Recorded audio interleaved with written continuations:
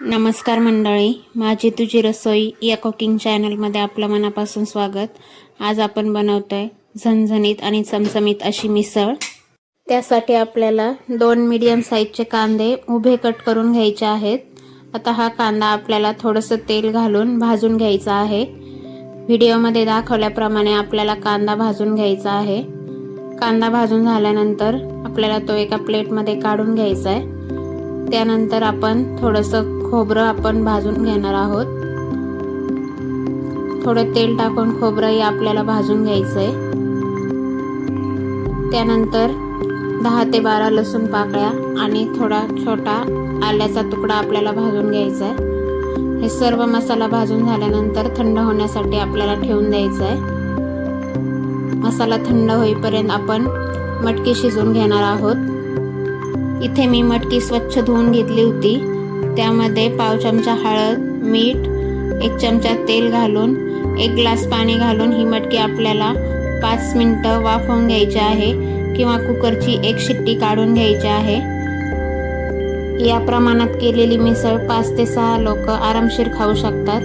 आता मटकी शिजेपर्यंत आपण मसाला वाटून घेऊया. मिक्सर जारमध्ये सर्व मसाला ट्रान्सफर करून आपल्याला बारीक वाटून घ्यायचा आहे. आता कढईमध्ये तेल घालून आपल्याला ते गरम करून घ्यायचंय. तेल चांगलं गरम झाल्यानंतर त्यामध्ये थोडी हिंग, पाव चमचा मोहरी आणि पाव चमचा जिरे घालून आपल्याला ते परतून घ्यायचंय. त्यानंतर 6 ते 7 कढीपत्त्याची पानं आपल्याला यात घालायचंय. इथे मी 1 कांदा बारीक चिरून घेतला होता, तो मी यामध्ये घातलाय. आता आपल्याला कांदा व्यवस्थित परतून घ्यायचा आहे. कांदा व्यवस्थित परतल्यानंतर आपल्याला इथे टोमॅटो घालायचंय. इथे मी 1 बारीक टोमॅटो चिरून घेतलं होतं. टोमॅटो घातल्यानंतर आपल्याला थोडं मीठ घालायचंय, म्हणजे टोमॅटो आपला व्यवस्थित परतला जाईल. त्यानंतर पावडर मसाल्यामध्ये मी इथे पाव चमचा हळद, 1 चमचा लाल मिरची पावडर, 1 चमचा धने पावडर आणि 1.5 चमचा घरगुती मसाला घातलाय. आता हे सर्व मसाले आपल्याला व्यवस्थित परतून घ्यायचे. त्यानंतर आपण जे मसाल्याचं वाटण करून घेतलं होतं ते वाटण आपल्याला यात घालायचंय आणि व्यवस्थित आपल्याला तेल सुटेपर्यंत परतून घ्यायचं आहे. अशा प्रकारे केलेली मिसळ खायला खूप चवदार लागते. एकदा नक्की ट्राय करून पहा. सर्व मसाला मिक्स केल्यानंतर तुम्ही बघू शकता मसाल्याला तेल सुटायला सुरुवात झाली आहे. आता या स्टेजला आपण मसाल्यावर झाकण ठेवून 2 ते 3 मिनिटं तसंच ठेवूया. 2 ते 3 मिनिटानंतर झाकण काढून तुम्ही बघू शकता आपल्या मसाल्याला व्यवस्थित तेल सुटलं आहे.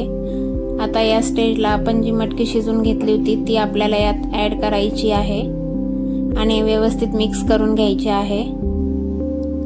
मटकी मिक्स करून झाल्यानंतर आपल्याला चवीप्रमाणे मीठ इथे घालायचंय.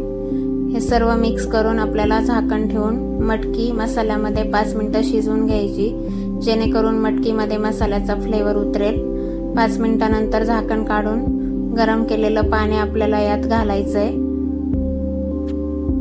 आपल्याला इथे 1 उकळी काढून घ्यायची आहे. 1 उकळी काढल्यानंतर तुम्ही बघू शकता आपल्या मिसळला मस्त तर्री आलेली आहे. आता या स्टेजला बारीक केलेली कोथिंबीर आपल्याला यात घालायची आणि मिक्स करून आपल्याला झाकण ठेवून 7 ते 8 मिनिटासाठी आपल्याला मटकी शिजवून घ्यायची आहे. तयार आहे आपली चमचमीत मिसळ. रेसिपी आवडल्यास लाईक, शेअर करा. धन्यवाद.